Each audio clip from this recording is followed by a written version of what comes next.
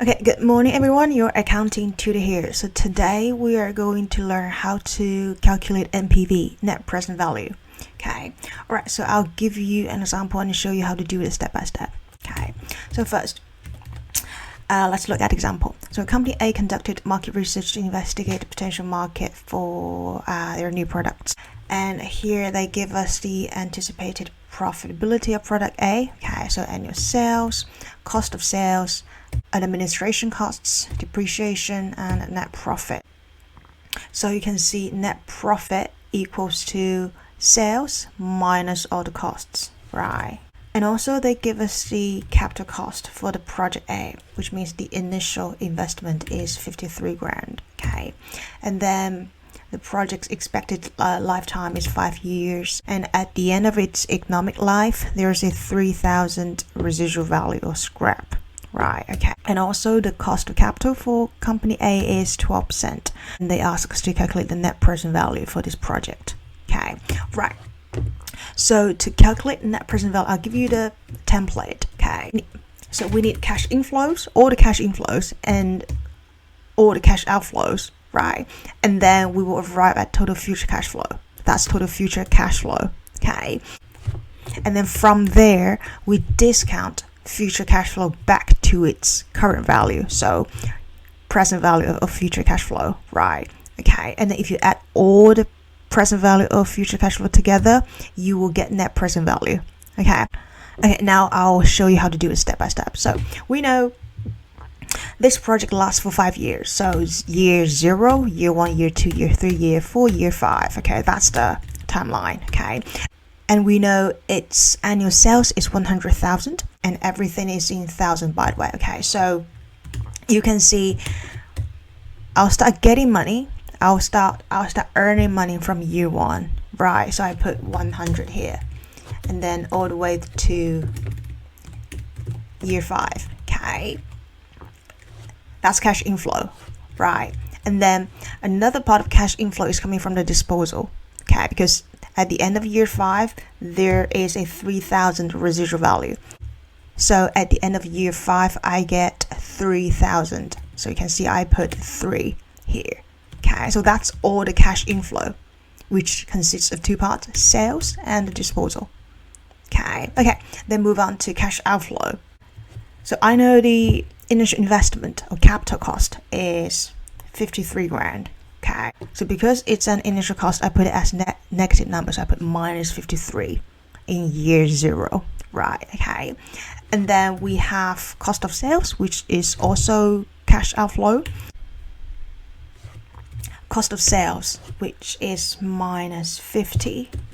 Okay, and from year 1 to year 5. Okay, and next part of cash outflow is administration costs. You can see the administration cost is 10,000 per year. So here I put minus 10 from year 1 to year 5. Okay, so now all the cash inflow and outflow are ready. So we can calculate the total future cash flow, which is, you just do the sum. Okay,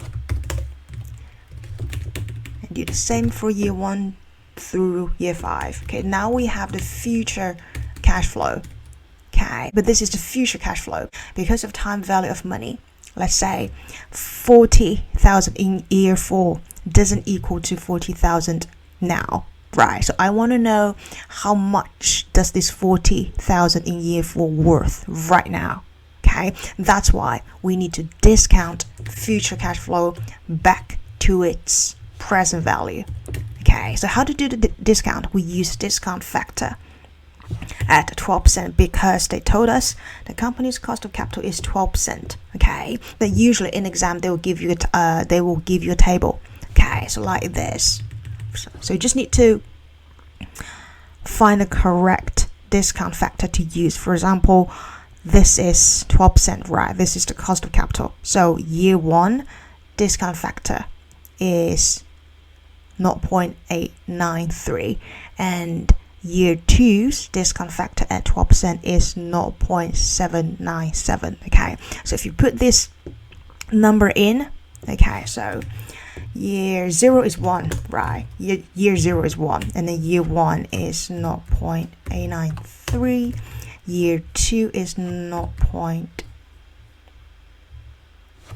0.797, and year 3 is 0.712, 0.712, and year 4 is 0.636.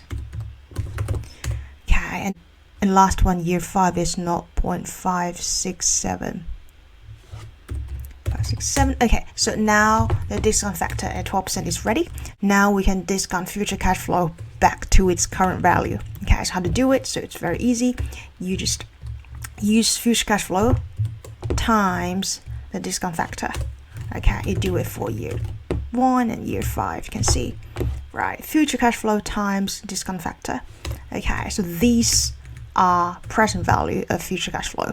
Okay, and the last step is to do the sum of these present value of future cash flow, and then you'll get the net present value.